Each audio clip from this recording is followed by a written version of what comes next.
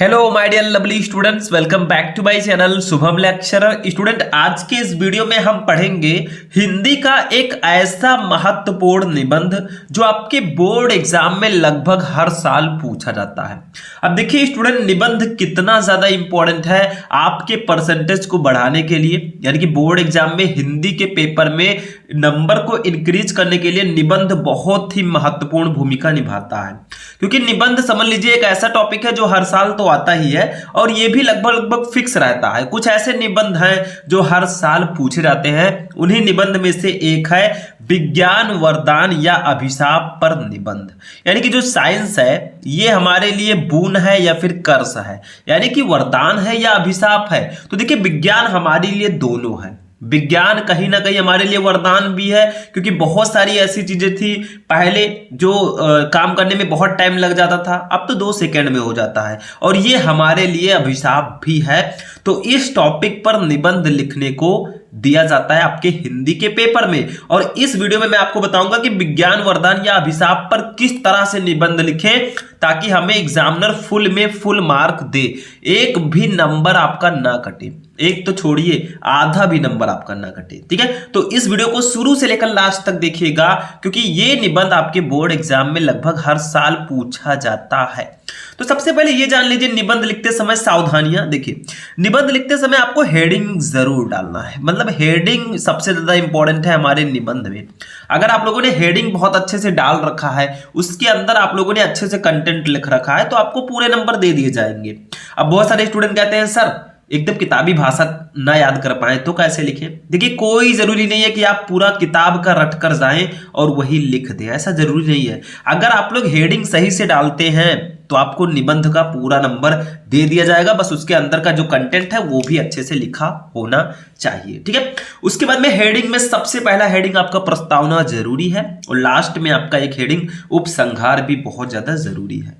तो चलिए time waste नहीं करते, सीधा हम टॉपिक पर आते हैं कि विज्ञान वरदान या अभिशाप पर हम निबंध कैसे लिखें। ठीक है, अगर आपको चाहिए पर्यावरण प्रदूषण पर निबंध तो कमेंट तो आप YouTube पे सर्च कीजिए पर्यावरण प्रदूषण पर निबंध शुभम लेक्चरर, उसका भी वीडियो मिल जाएगा। सबको मैंने पढ़ा रखा है और किसी को नहीं छोड़ेंगे भैया जब तक आपको टॉपर नहीं बनाएंगे। ठीक है, तो जब भी कोई निबंध लिखे सबसे पहला हेडिंग प्रस्तावना होना चाहिए। मतलब प्रस्तावना का मतलब आप जिस टॉपिक पर निबंध लिख रहे हैं उसके बारे में एक शॉर्ट नोट आपको लिखना है इस हेडिंग में। देखिए आज का युग वैज्ञानिक चमत्कारों का युग है। मानव जीवन के प्रत्येक क्षेत्र में आज विज्ञान ने आश्चर्यजनक क्रांति ला दी है। मानव समाज की सारी गतिविधियां आज विज्ञान से परिचालित हैं। दुर्जय प्रकृति पर विजय प्राप्त कर आकाश की ऊंचाइयों से लेकर पाताल की गहराइयों तक नाप दी है, और विज्ञान को वरदान समझा जाए या अभिशाप, अतः इन दोनों पक्षों पर समन्वित दृष्टि से विचार करके ही किसी निष्कर्ष पर पहुंचना उचित होगा। मतलब विज्ञान ने इतना ज्यादा प्रोग्रेस कर लिया है कि आज वो आसमान पर चले गए हैं, मंगल ग्रह और भी बहुत सारी चीजें, ठीक है, चंद्रमा पर चले गए हैं। तो ये सब विज्ञान की ही देन है। आज हम स्मार्टफोन चला रहे हैं, जिस फोन से आप ये वीडियो देख रहे हैं, या लैपटॉप कंप्यूटर चला रहे हैं, तो ये सारी चीजें विज्ञान की ही देन है। तो ये हमारे लिए वरदान भी है। पहले क्या होता था, एक लेटर लिखा भैया पोस्टमैन ले जाते कम से कम आज भेजा 10 दिन लग जाते थे।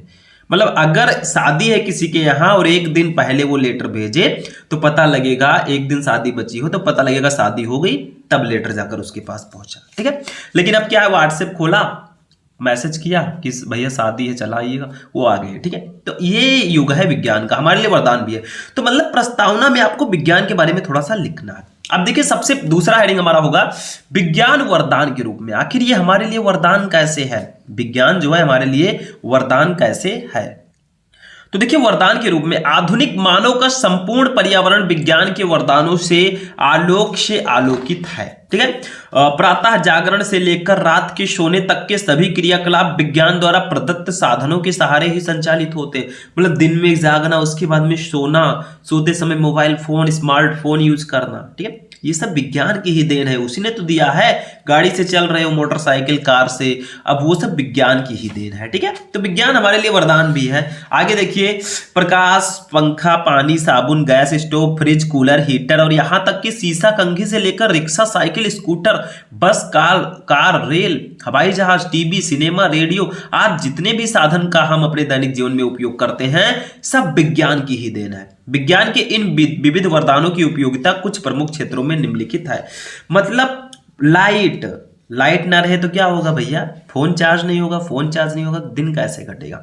अब तो स्मार्टफोन एक ऐसी बीमारी हो गई है, मतलब बीमारी नहीं कहूंगा, लेकिन एक ऐसा साधन हो गया है जिसके बगैर आप रह ही नहीं सकते। ठीक है, एक दिन खाना ना खाएं तो रह लेंगे, लेकिन स्मार्टफोन ना चलाएं भैया मन ही नहीं मानता। ठीक है, तो प्रकाश, लाइट, पंखा, पानी, साबुन, gas stove, fridge, cooler, heater और शीशा कंघा से लेकर सारी चीजें सब विज्ञान की देन है। साइकिल, स्कूटर, बस, कार, रेल, हवाई जहाज, ये सब विज्ञान की देन है। पहले अगर हमें इंडिया से अमेरिका जाना होता था तो पता नहीं कितने दिन लग जाते। ठीक है, या अपने ही किसी स्टेट से दूसरे स्टेट में जाना बहुत टाइम लग जाता था। अब तो भैया हवाई जहाज, रेल सब कुछ है। कार से जाओ कम समय में पहुंच जाएंगे, रेल से जाओ उससे भी कम समय में, हवाई जहाज से जाओ भैया जल्दी और जल्दी पहुंच जाएंगे। मतलब टाइम बचत के लिए कितनी सुविधाएं हैं। ठीक है, तो देखिए कुछ प्रमुख क्षेत्रों में इसके वरदान निम्नलिखित है, जैसे यातायात, संचार में, दैनिक जीवन में। ठीक है, स्वास्थ्य एवं चिकित्सा के क्षेत्र में। देखिए यातायात के क्षेत्र में ऐसे लिखेंगे, कुछ प्रमुख क्षेत्रों में विज्ञान के जो वरदान है उसकी उपयोगिता निम्न है। देखिए यातायात के क्षेत्र में प्राचीन काल में मनुष्य को लंबी यात्रा तय करने में लग जाते थे, वर्षों लग जाते थे। यहाँ पे वर्षों कर दीजिएगा। ठीक है, वर्षों या महीनों लग जाते थे। ठीक है, मतलब बहुत टाइम लगता था। किंतु आज रेल, मोटर, जलपोत, वायुयान आदि के आविष्कार से दूर स्थानों पर बहुत शीघ्र पहुंचा जा सकता है। यातायात और परिवहन की उन्नति से व्यापार की भी काया पलट हो गई है। मतलब पहले क्या होता था, मनुष्य को लंबी यात्रा तय करने में, बहुत ज्यादा लंबी यात्रा तय करनी है तो साल भर लग जाते थे, महीने, 4-6 महीने लग जाते थे। अब तो भैया हवाई जहाज पर बैठे पहुंच गए यहां से अमेरिका ही कुछ ही दिनों में। तो कितना इजी हो गया है आपका यातायात, मतलब कहीं से कहीं जाना, यात्रा करना बहुत इजी हो चुका है। तो यातायात के क्षेत्र में ये हमारे लिए वरदान है। दूसरा देखिए संचार के क्षेत्र में, बेतार के तार ने संचार के क्षेत्र में क्रांति ला दी है। आकाशवाणी, दूरदर्शन, तार, दूरभाष आदि की सहायता से कोई भी समाचार क्षण भर में विश्व के एक छोर से दूसरे छोर तक पहुंचाया जा सकता है। कोई भी मैसेज भेजना है सेकंडों में यहां से आप वहां पहुंचा सकते हैं, बहुत दूर दूर तक। ठीक है, जैसे देखिए हम हेडिंग में छोटा छोटा लिख रहे हैं, आपको एक पार्टिकुलर टाइम, सिर्फ निबंध ही नहीं लिखना है 3 घंटे 15 मिनट में, पूरा पेपर सॉल्व करना होगा तो आपको टाइम मैनेज करते चलना है। और निबंध को जहां तक हो सके आप लास्ट में लिखे, ज्यादा बेटर रहेगा, क्योंकि निबंध आप टाइम के अकॉर्डिंग लिखिएगा। अगर ज्यादा टाइम है भैया तो उसको और लंबा लिखिए, जितना ज्यादा बड़ा लिखेंगे उतना नंबर पाने के चांसेस रहेंगे, ये ध्यान रखिएगा। लेकिन सटीक लिखें, ऐसा नहीं है कि आप पेज बढ़ाने के चक्कर में बस वैसे लिखते चले जाएं। ठीक है, तो संचार के क्षेत्र में जैसे आज मैसेजेस मैंने बताया, पहले पोस्टमैन रहता था और जो पत्र होते थे, लेटर, उसकी सहायता से मैसेज को पहुंचाया जाता था। अब तो फोन से डायरेक्टली। ठीक है, तीसरा देखिए दैनिक जीवन में, यहां पे लिख दीजिएगा दैनिक जीवन में। दैनिक देखिए ऐसे, दैनिक जीवन में। ठीक है, मतलब हमारे डेली रूटीन में। देखिए ये मत दैनिक लिखिएगा। विद्युत के आविष्कार ने मनुष्य की दैनिक सुख सुविधाओं को बहुत बड़ा कर दिया है, बहुत बड़ा कर दिया है। ठीक है, वह हमारे कपड़े धोती है, गर्मी सर्दी दोनों से समान रूप से हमारी रक्षा करती है। आज की समस्त औद्योगिक प्रगति इसी पर निर्भर है। हमारे दैनिक जीवन में जो पहले लोग कपड़े धोते थे वैसे आप लोगों ने देखा होगा। ठीक है, अब तो भैया आ गया वॉशिंग मशीन, आराम से उसमें कपड़े डाले, डिटर्जेंट डाला, पाउडर, और आराम से कपड़े धो लिए। ठीक है, तो कितनी सुविधा है। देखो चौथा देखो, स्वास्थ्य एवं चिकित्सा में मानव को भयानक और संक्रामक रोगों से पर्याप्त सीमा तक बचने का श्रेय विज्ञान को ही है। कैंसर, क्षय, टीबी, हृदय रोग एवं अनेक जटिल रोगों का इलाज विज्ञान द्वारा ही संभव हुआ है। बड़े बड़े रोगों का इलाज विज्ञान द्वारा संभव हुआ है। पहले क्या होता था, जड़ी बूटी दे देते थे, पिला दिया भैया घोल के, सही हुआ तो सही हुआ, नहीं तो फिर टाटा बाय बाय। ठीक है, अब क्या है, बड़े से बड़े रोगों को विज्ञान के द्वारा हम सही कर सकते हैं, और छोटे छोटे तो हमने छोड़ दिया, मलेरिया, डेंगू, बुखार। ठीक है, ये सब छोड़ो मैंने।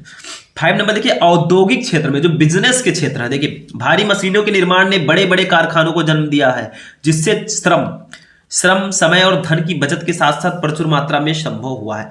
मतलब औद्योगिक क्षेत्र में, बिजनेस के क्षेत्र में पहले क्या होता था, मैकेनिक, श्रमिक लोग रहते थे, मजदूर रहते थे, मशीनों को मतलब मजदूर लोग काम करते थे फैक्ट्री में। अब मशीनें आ गई हैं, मजदूर की आवश्यकता ही नहीं पड़ती, और शायद इसी कारण आज मजदूर को रोजगार नहीं मिल रहा है। ठीक है, वो भी प्रॉब्लम है मशीनों के द्वारा।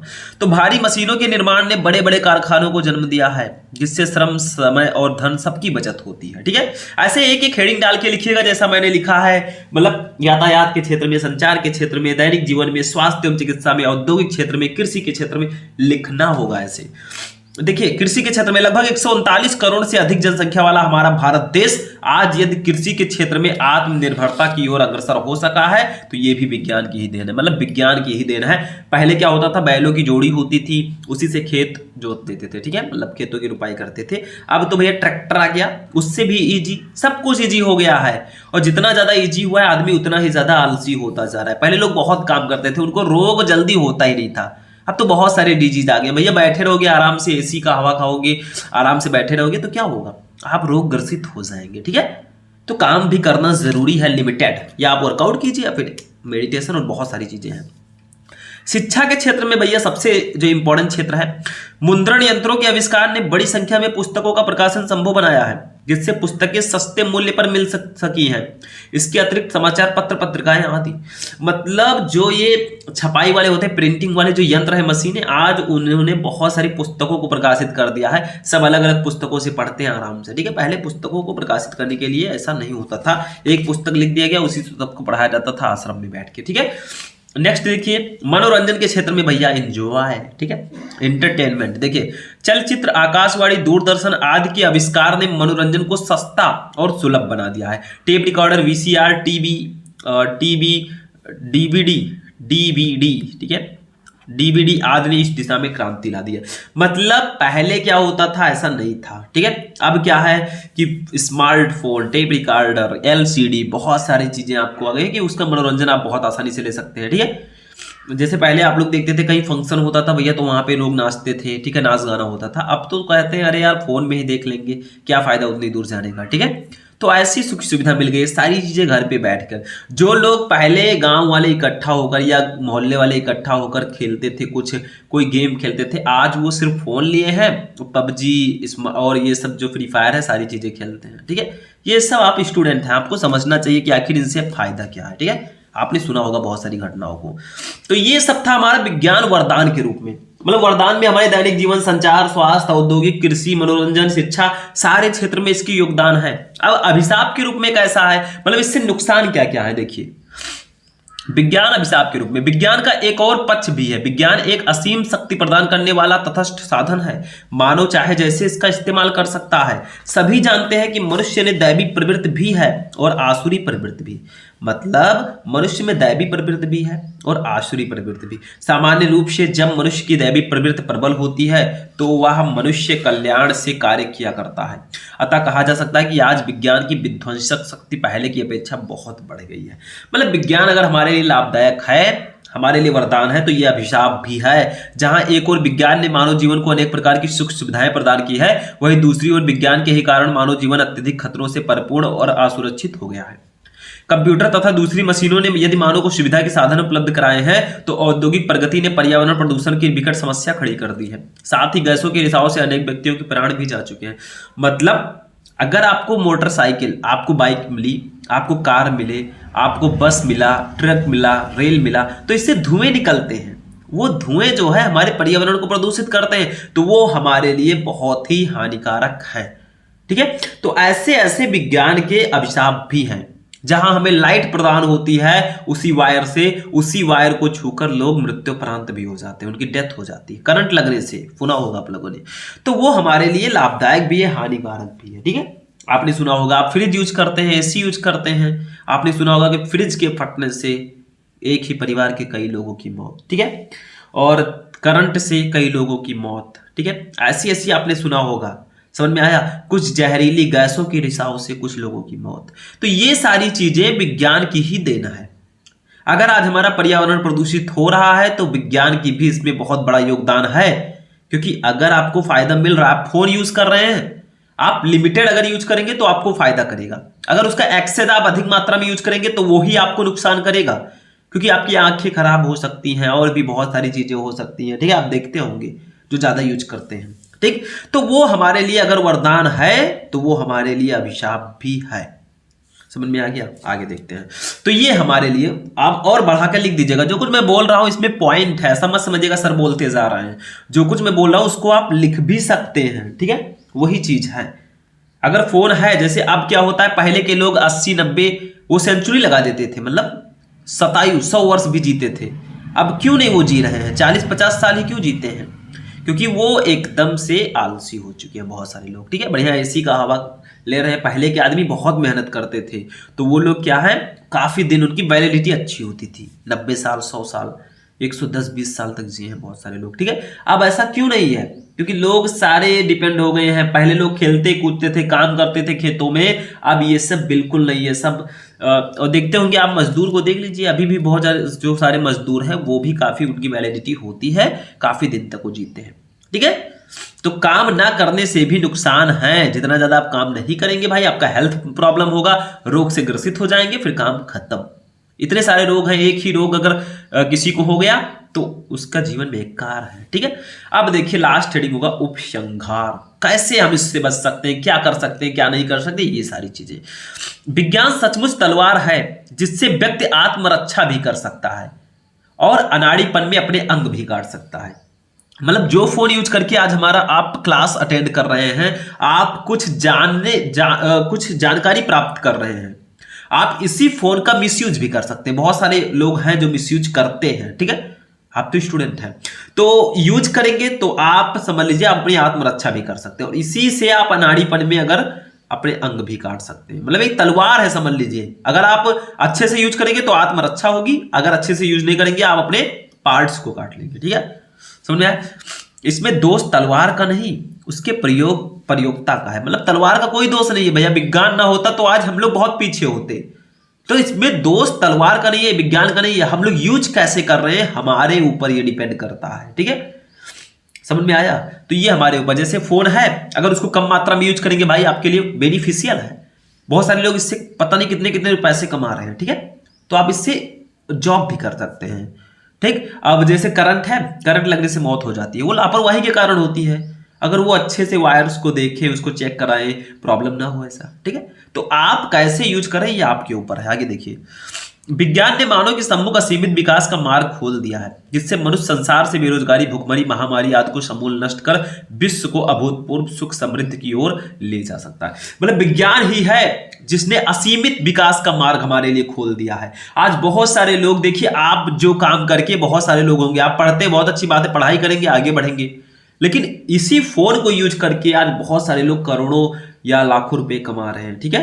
तो वो जो है, इससे लिखा है जो असीमित विकास का मार्ग खोल दिया, इसने हमारे पास मार्ग खोल दिया है। जो फेसबुक आप रील्स देखने के लिए दूसरे का यूज कर रहे हैं, वही रील्स बनाकर लोग पैसे कमा रहे हैं, ठीक है। तो ऐसी ऐसी, मतलब ये हमारे लिए वरदान भी है, अभिशाप भी है। मेरे कहने का मतलब साफ साफ ये है कि आप लोग जागरूक हो, ठीक है। मैंने आपको बताया कि कैसे आपको लिखना है, क्या करना है, ये हमारा लास्ट हेडिंग था।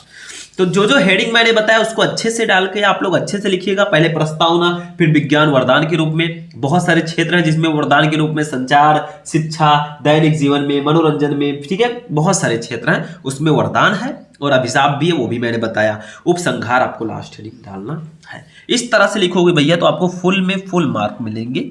बस आपको करना क्या, अच्छे से लिखना है, पूरे नंबर अगर लेकर आने हैं तो, ठीक है। तो आज की ये क्लास कैसी लगी? अगर आप लोग चाहते हैं कि इस और जो इंपॉर्टेंट निबंध है उस पर मैं वीडियो बनाऊं, तो इस वीडियो को लाइक कीजिए, चैनल पर चैनल को सब्सक्राइब कीजिए। मिलते हैं नेक्स्ट वीडियो में नेक्स्ट टॉपिक के साथ। तब तक के लिए जय हिंद।